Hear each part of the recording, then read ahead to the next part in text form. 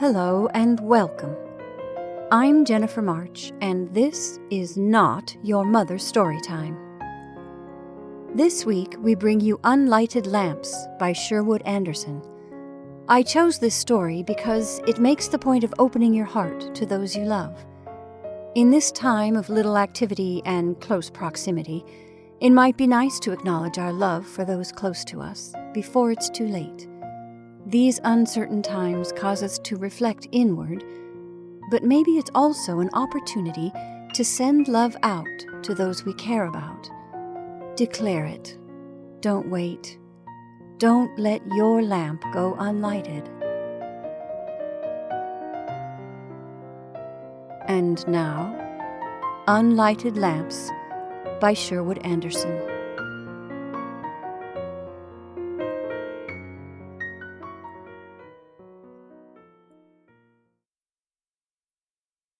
Mary Cochrane went out of the rooms where she lived with her father, Dr. Lester Cochrane, at 7 o'clock on a Sunday evening. It was June of the year 1908, and Mary was 18 years old.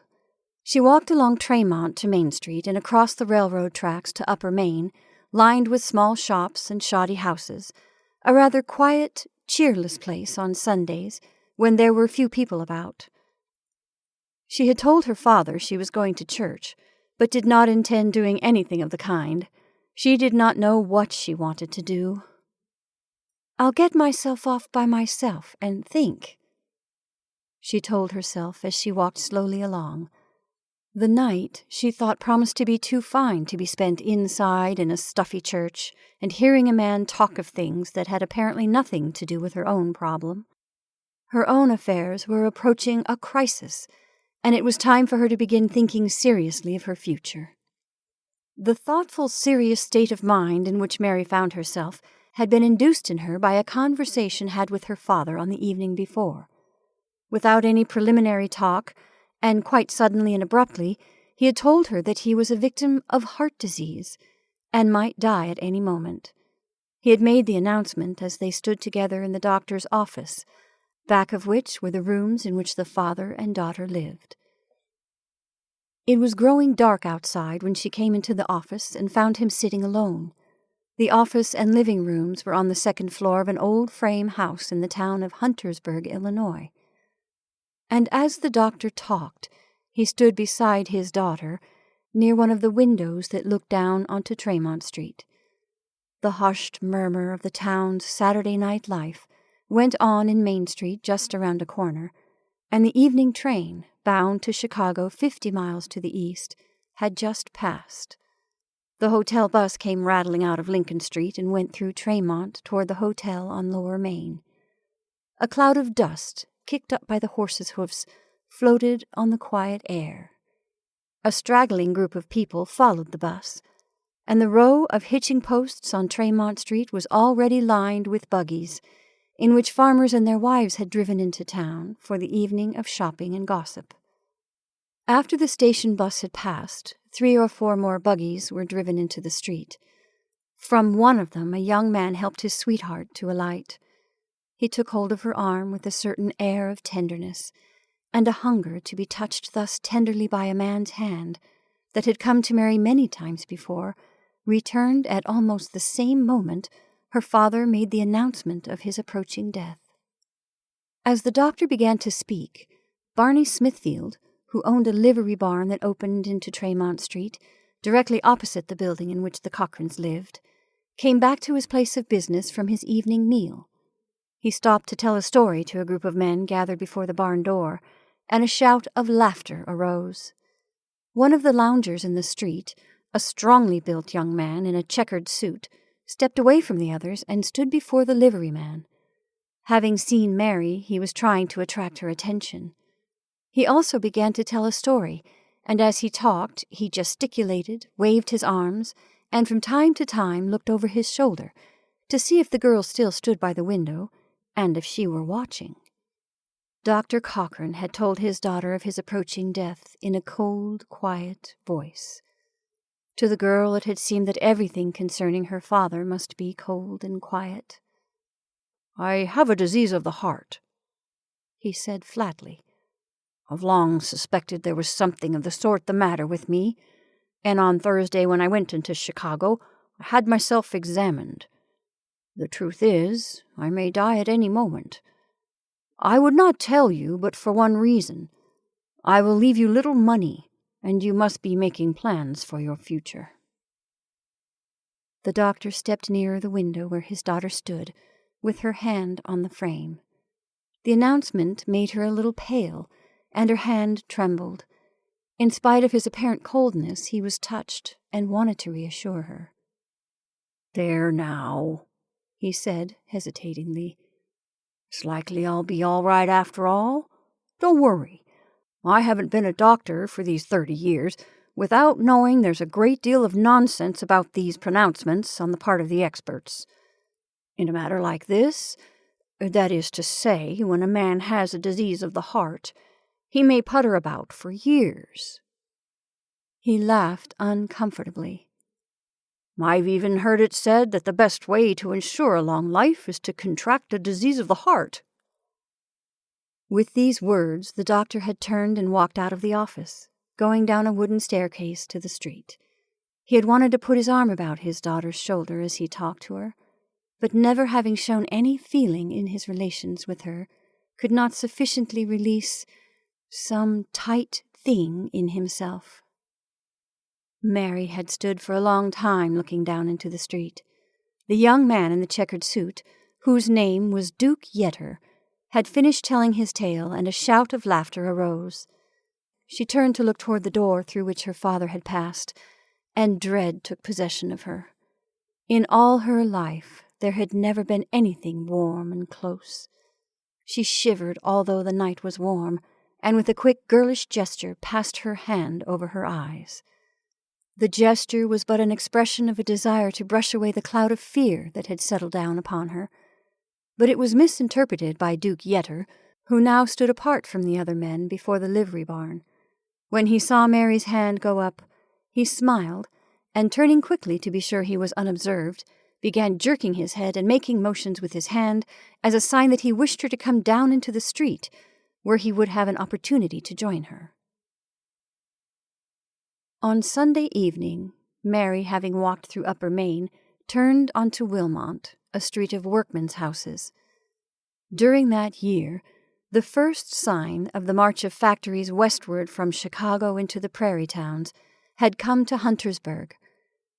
A Chicago manufacturer of furniture had built a plant in the sleepy little farming town, hoping thus to escape the labor organizations that had begun to give him trouble in the city.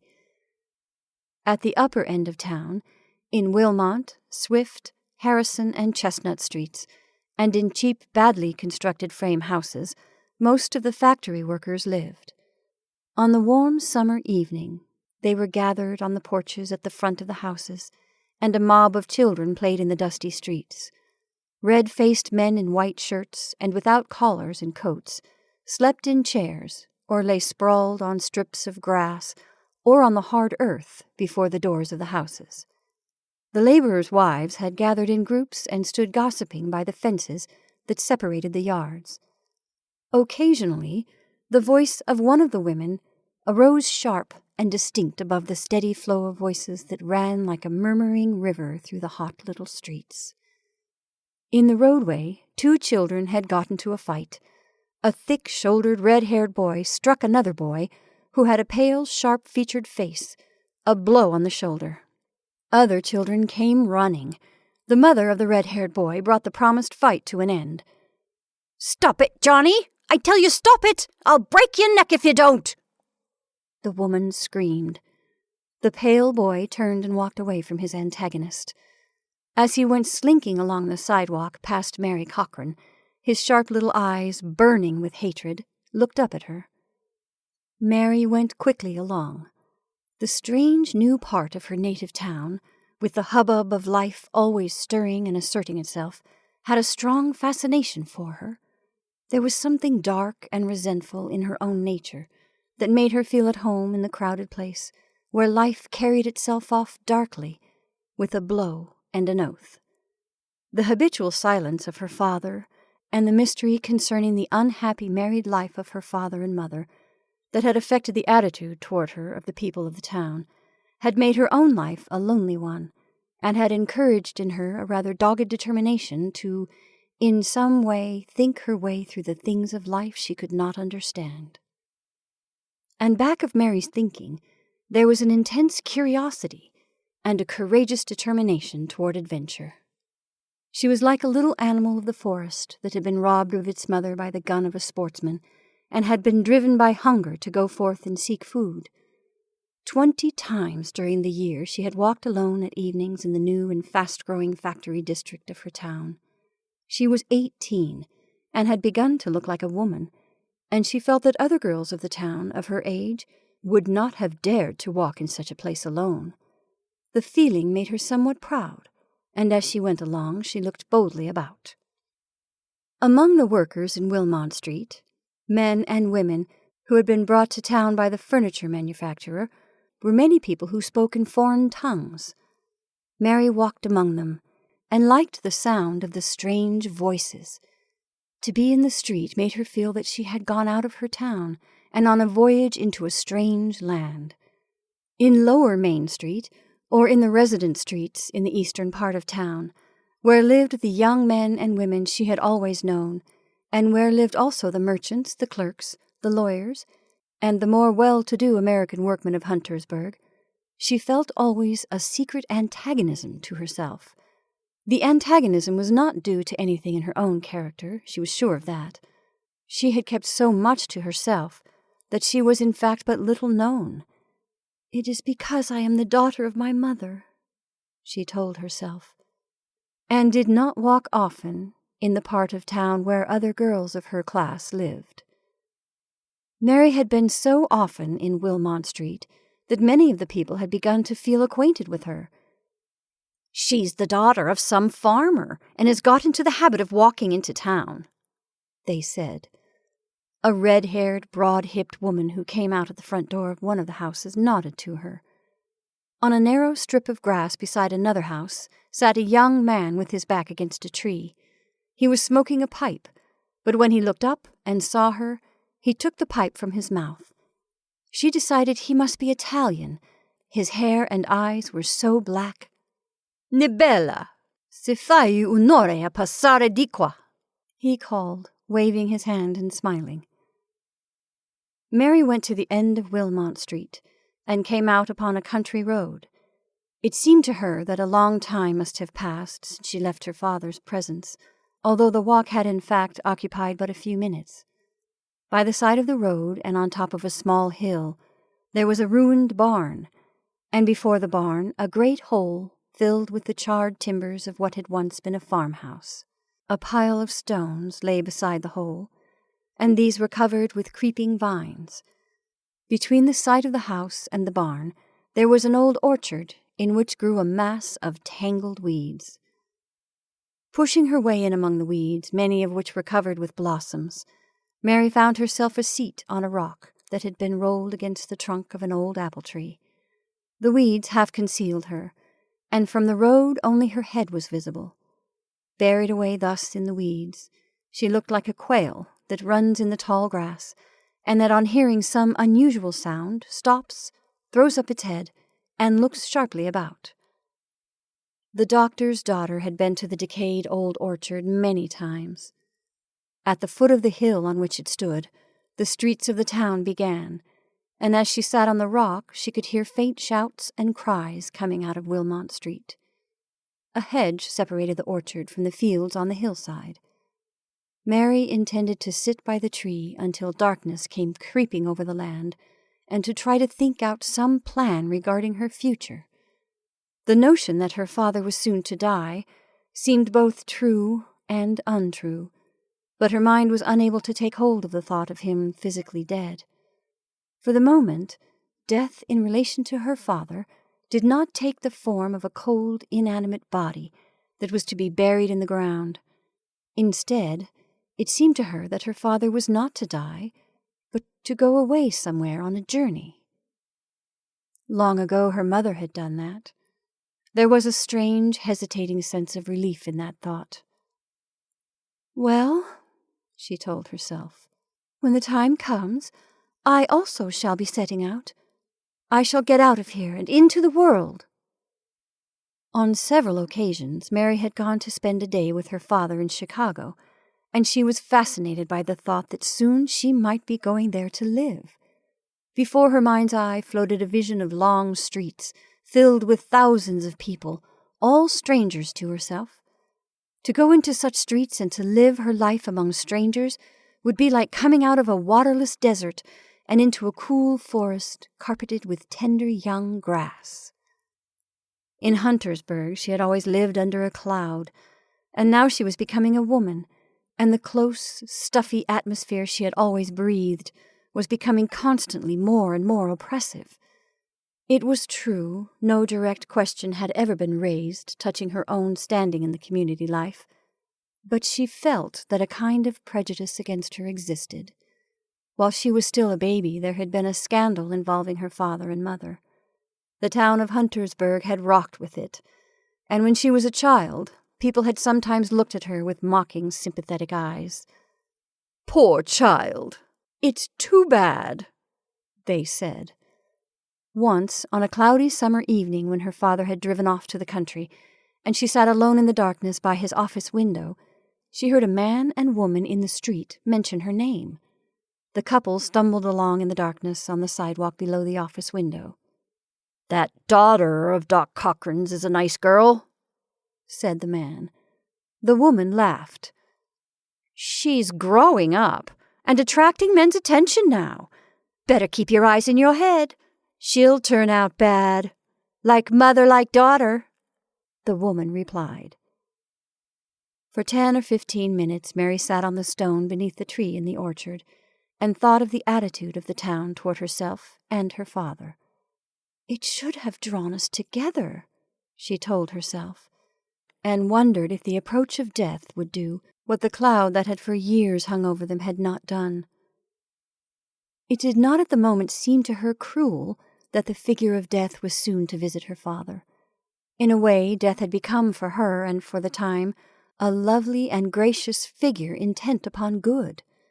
The hand of death was to open the door out of her father's house and into life. With the cruelty of youth, she thought first of the adventurous possibilities of the new life. Mary sat very still. In the long weeds, the insects that had been disturbed in their evening song began to sing again. A robin flew into the tree beneath which she sat and struck a clear, sharp note of alarm. The voices of the people in the town's new factory district came softly up the hillside. They were like bells of distant cathedrals calling people to worship. Something within the girl's breast seemed to break, and putting her head into her hands, she rocked slowly back and forth. Tears came accompanied by a warm, tender impulse toward the living men and women of Huntersburg. And then from the road came a call. "Hello there, kid," shouted a voice, and Mary sprang quickly to her feet. Her mellow mood passed like a puff of wind, and in its place hot anger came. In the road stood Duke Yetter, who from his loafing place before the livery barn had seen her set out for the Sunday evening walk, and had followed. When she went through Upper Main Street and into the new factory district, he was sure of his conquest.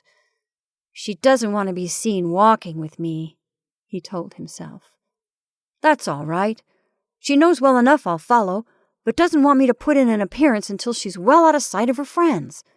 She's a little stuck up and needs to be brought down a peg. But what do I care? She's gone out of her way to give me this chance. Maybe she's only afraid of her dad." Duke climbed the little incline out of the road and came into the orchard. But when he reached the pile of stones covered by vines, he stumbled and fell. He arose and laughed. Mary had not waited for him to reach her, but had started towards him, and when his laugh broke the silence that lay over the orchard, she sprang forward and with her open hand struck him a sharp blow on the cheek. Then she turned, and as he stood with his feet tangled in the vines, ran out to the road. "If you follow or speak to me, I'll get someone to kill you," she shouted. Mary walked along the road and down the hill toward Wilmot Street. Broken bits of the story concerning her mother that had for years circulated in town had reached her ears. Her mother, it was said, had disappeared on a summer night long ago, and a young town rough, who had been in the habit of loitering before Barney Smithfield's livery barn, had gone away with her. Now another young rough was trying to make up to her. The thought made her furious. Her mind groped about, striving to lay hold of some weapon with which she could strike a more telling blow at Duke Yetter. In desperation, it lit upon the figure of her father, already broken in health, and now about to die.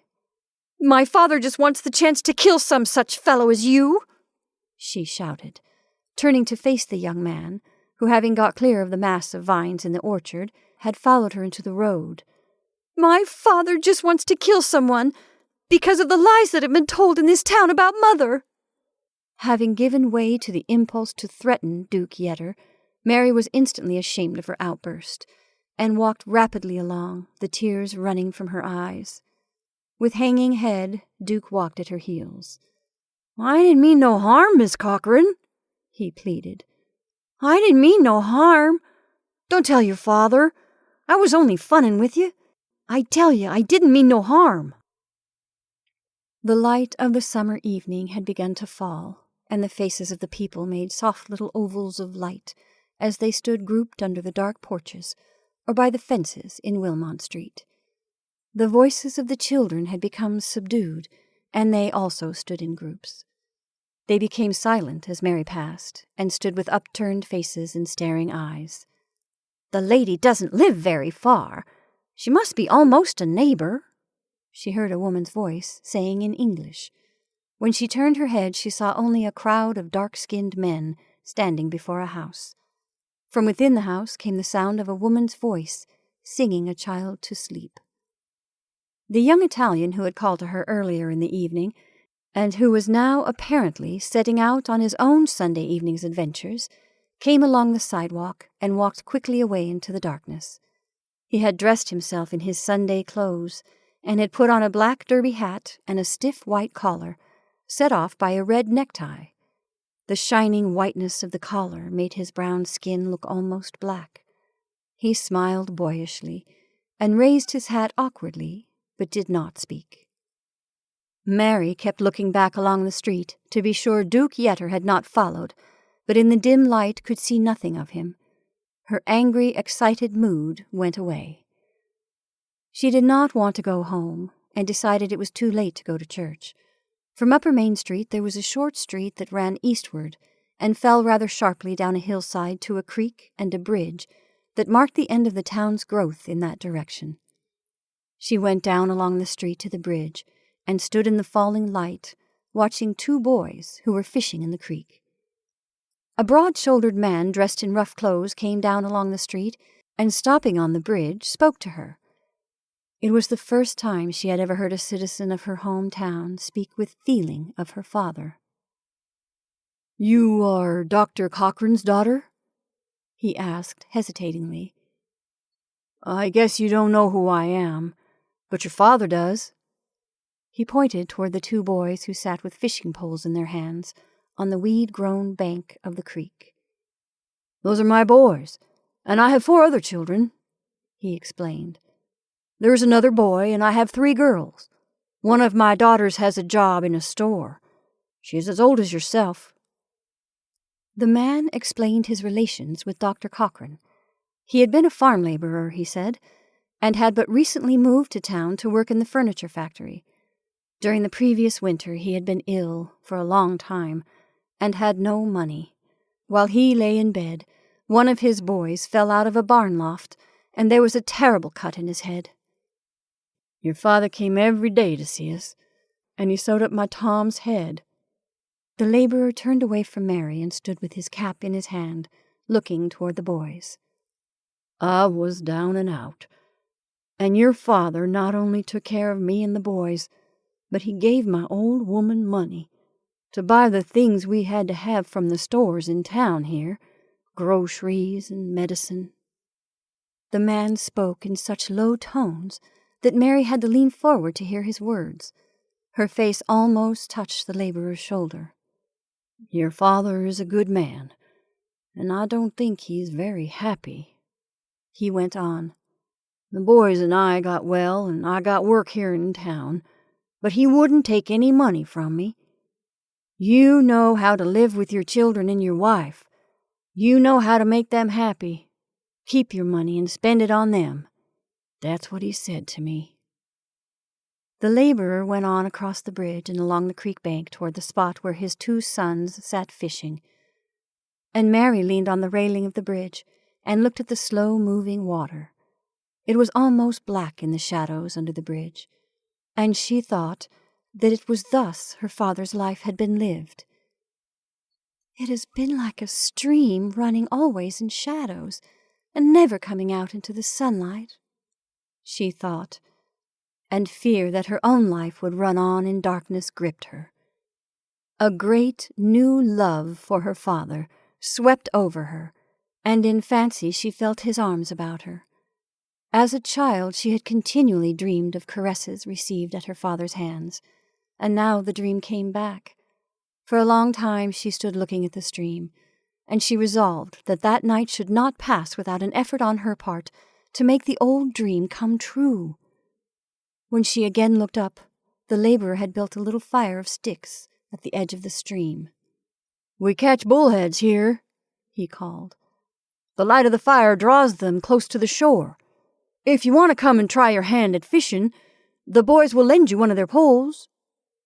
"Oh, I thank you. I won't do it tonight," Mary said, and then, fearing she might suddenly begin weeping, and that if the man spoke to her again she would find herself unable to answer, she hurried away. "Goodbye," shouted the man and the 2 boys. The words came quite spontaneously out of the 3 throats, and created a sharp trumpet-like effect that rang like a glad cry across the heaviness of her mood. When his daughter Mary went out for her evening walk, Dr. Cochrane sat for an hour alone in his office. It began to grow dark, and the men who all afternoon had been sitting on chairs and boxes before the livery barn across the street went home for the evening meal. The noise of voices grew faint, and sometimes for 5 or 10 minutes there was silence. Then from some distant street came a child's cry. Presently church bells began to ring. The doctor was not a very neat man, and sometimes for several days he forgot to shave. With a long, lean hand he stroked his half-grown beard. His illness had struck deeper than he had admitted, even to himself, and his mind had an inclination to float out of his body. Often, when he sat thus, his hands lay in his lap, and he looked at them with a child's absorption. It seemed to him they must belong to someone else. He grew philosophic. "It's an odd thing about my body. Here I've lived in it all these years, and how little use I have had of it.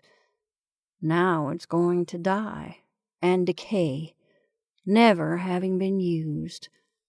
I wonder why it did not get another tenant." He smiled sadly over this fancy, but went on with it. "Well, I've had thoughts enough concerning people, and I've had the use of these lips and a tongue, but I've let them lie idle. When my Ellen was here living with me, I let her think me cold and unfeeling, while something within me was straining and straining, trying to tear itself loose." He remembered how often, as a young man, he had sat in the evening, in silence beside his wife in this same office, and how his hands had ached to reach across the narrow space that separated them and touch her hands, her face, her hair. Well, everyone in town had predicted his marriage would turn out badly. His wife had been an actress with a company that came to Huntersburg and got stranded there. At the same time, the girl became ill and had no money to pay for her room at the hotel. The young doctor had attended to that, and when the girl was convalescent, took her to ride about the country in his buggy.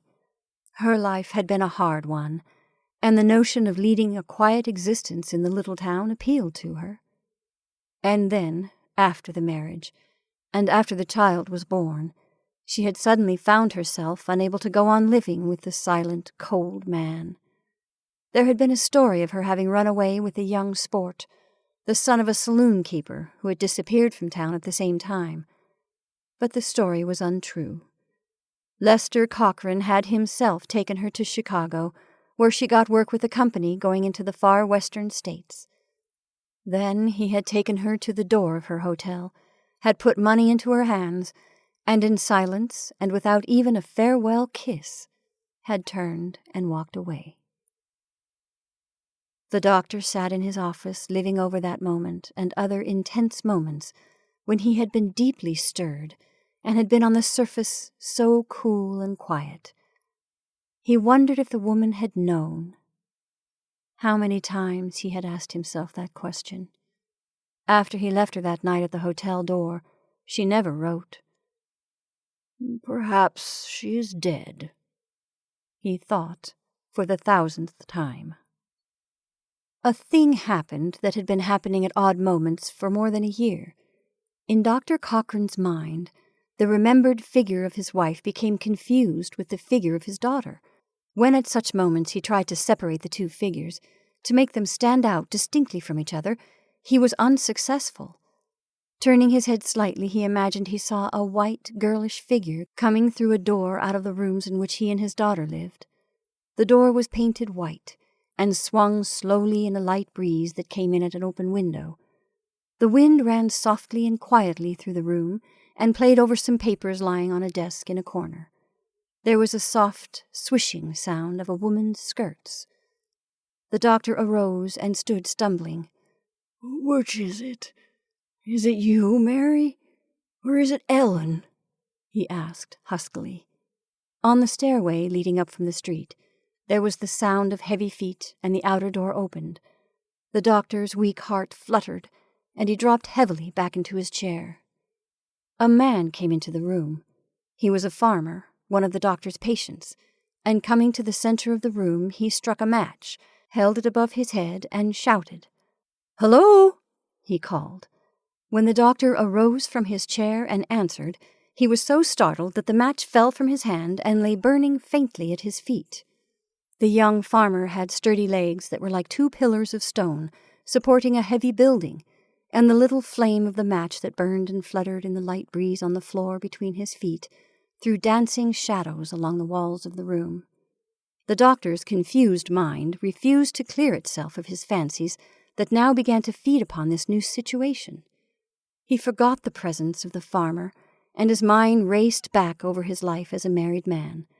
The flickering light on the wall recalled another dancing light. One afternoon in the summer during the first year after his marriage, his wife Ellen had driven him into the country.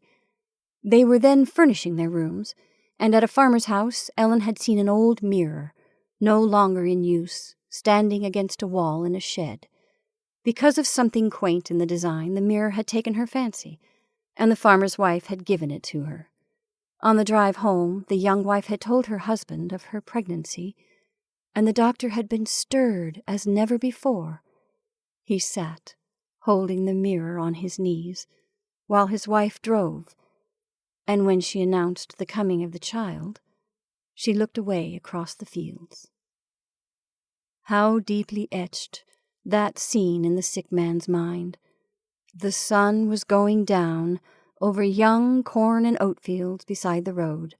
The prairie land was black, and occasionally the road ran through short lanes of trees that also looked black in the waning light. The mirror on his knees caught the rays of the departing sun and sent a great ball of golden light dancing across the fields and among the branches of the trees.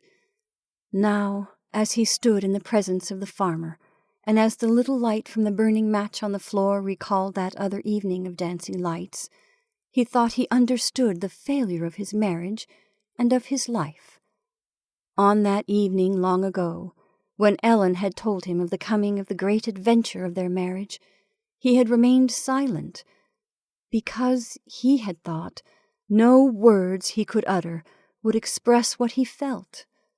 There had been a defense for himself built up. I told myself she should have understood without words, and I've all my life been telling myself the same thing about Mary. I've been a fool and a coward. I've always been silent because I've been afraid of expressing myself. Like a blundering fool, I've been a proud man and a coward. Tonight I'll do it. If it kills me, I'll make myself talk to the girl," he said aloud, his mind coming back to the figure of his daughter. "Hey, what's that?" asked the farmer, who stood with his hat in his hand, waiting to tell of his mission. The doctor got his horse from Barney Smithfield's livery and drove off to the country to attend to the farmer's wife, who was about to give birth to her first child. She was a slender, narrow-hipped woman, and the child was large, but the doctor was feverishly strong. He worked desperately, and the woman, who was frightened, groaned and struggled. Her husband kept coming in and going out of the room, and 2 neighbor women appeared and stood silently about, waiting to be of service. It was past 10 o'clock when everything was done, and the doctor was ready to depart for town. The farmer hitched his horse and brought it to the door, and the doctor drove off, feeling strangely weak and at the same time strong. How simple now seemed the thing he had yet to do. Perhaps when he got home his daughter would have gone to bed, but he would ask her to get up and come into the office. Then he would tell the whole story of his marriage and its failure, sparing himself no humiliation. "There was something very dear and beautiful in my Ellen, and I must make Mary understand that. It will help her to be a beautiful woman," he thought, full of confidence in the strength of his resolution. He got to the door of the livery barn at 11 o'clock, and Barney Smith with young Duke Yetter and 2 other men sat talking there. The liverymen took his horse away into the darkness of the barn, and the doctor stood for a moment leaning against the wall of the building. The town's night watchman stood with the group by the barn door, and a quarrel broke out between him and Duke Yetter, but the doctor did not hear the hot words that flew back and forth, or Duke's loud laughter at the night watchman's anger. A queer, hesitating mood had taken possession of him. There was something he passionately desired to do, but could not remember. Did it have to do with his wife Ellen, or Mary, his daughter? The figures of the 2 women were again confused in his mind, and to add to the confusion, there was a 3rd figure, that of the woman he had just assisted through childbirth. Everything was confusion. He started across the street toward the entrance of the stairway leading to his office, and then stopped in the road and stared about. Barney Smithfield, having returned from putting his horse in the stall, shut the door of the barn, and a hanging lantern over the door swung back and forth. It threw grotesque dancing shadows down over the faces and forms of the men standing and quarreling beside the wall of the barn.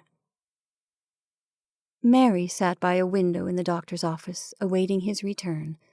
So absorbed was she in her own thoughts that she was unconscious of the voice of Duke Yetter talking with the men in the street. When Duke had come into the street, the hot anger of the early part of the evening had returned, and she again saw him advancing toward her in the orchard with the look of an arrogant male, confidence in his eyes. But presently she forgot him and thought only of her father. An incident of her childhood returned to haunt her. One afternoon in the month of May, when she was 15, her father had asked her to accompany him on an evening drive into the country. The doctor went to visit a sick woman at a farmhouse 5 miles from town, and as there had been a great deal of rain, the roads were heavy. It was dark when they reached the farmer's house, and they went into the kitchen and ate cold food off a kitchen table. For some reason, her father had, on that evening, appeared boyish and almost gay. On the road he had talked a little. Even at that early age, Mary had grown tall, and her figure was becoming womanly. After the cold supper in the farm kitchen, he walked with her around the house, and she sat on a narrow porch. For a moment her father stood before her. He put his hands into his trouser pockets, and throwing back his head, laughed almost heartily. "It seems strange to think you will soon be a woman," he said. "When you become a woman, what do you suppose is going to happen, eh? What kind of life will you lead? What will happen to you?" The doctor sat on the porch beside the child, and for a moment she had thought he was about to put his arm around her. Then he jumped up and went into the house, leaving her to sit alone in the darkness. As she remembered the incident, Mary remembered also that on that evening of her childhood she had met her father's advances in silence. It seemed to her that she, not her father, was to blame for the life they had led together. The farm laborer she had met on the bridge had not felt her father's coldness. That was because he had himself been warm and generous in his attitude toward the man who had cared for him in his hour of sickness and misfortune.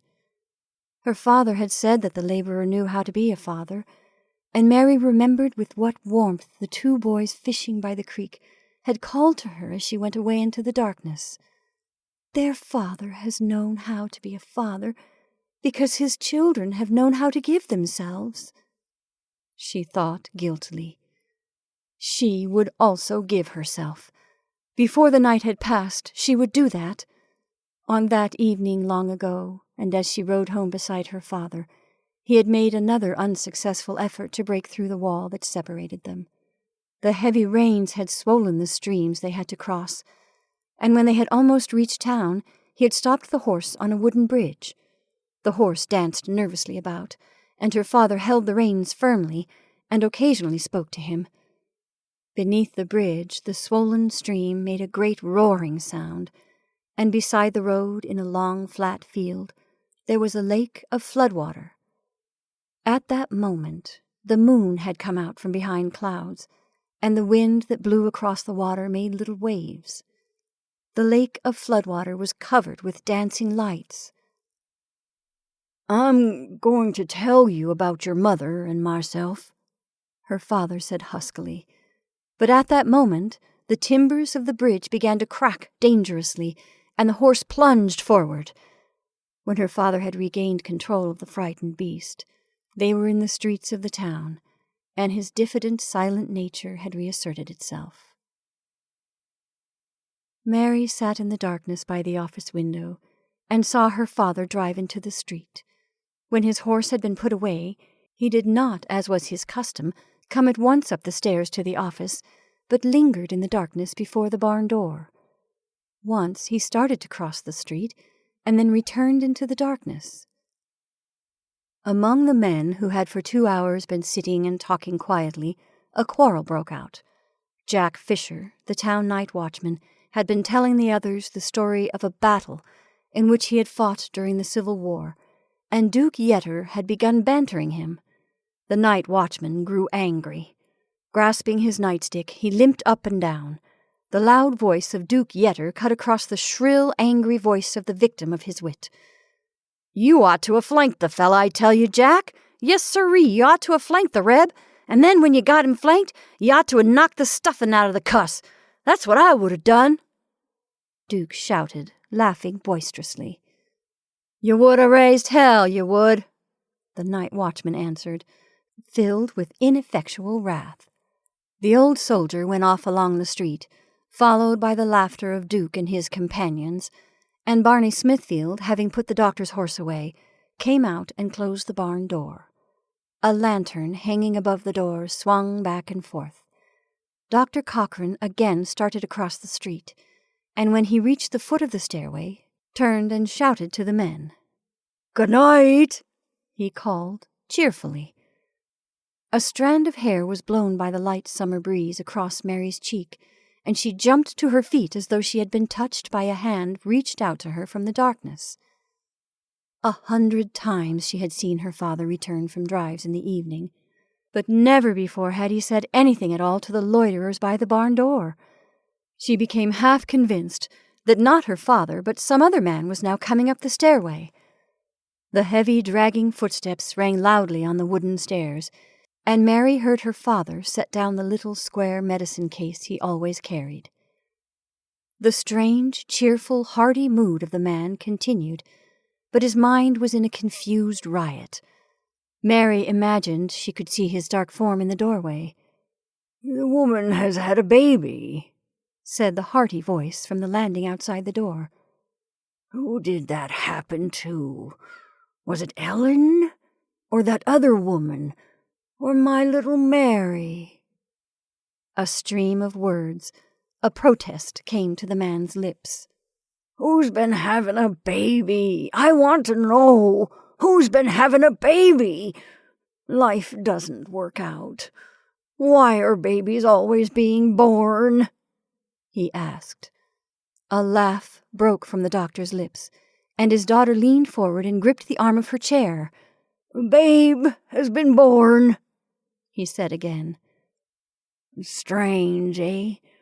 My hands should have helped a baby be born, while all the time death stood at my elbow." Dr. Cochrane stamped upon the floor of the landing. "My feet are cold and numb from waiting for life to come out of life," he said heavily. "The woman struggled, and now I must struggle." Silence followed from the stamping of the feet and the tired, heavy declaration from the sick man's lips. From the street below came another loud shout of laughter from Duke Yetter. And then Dr. Cochrane fell backward down the narrow stairs to the street. There was no cry from him, just the clatter of his shoes upon the stairs, and the terrible subdued sound of the body falling. Mary did not move from her chair. With closed eyes, she waited. Her heart pounded. A weakness, complete and overmastering, had possession of her, and from feet to head ran little waves of feeling, as though tiny creatures with soft hair-like feet were playing upon her body. It was Duke Yetter who carried the dead man up the stairs and laid him on a bed in one of the rooms back of the office. One of the men who had been sitting with him before the door of the barn followed, lifting his hands and dropping them very nervously. Between his fingers he held a forgotten cigarette, the light from which danced up and down in the darkness.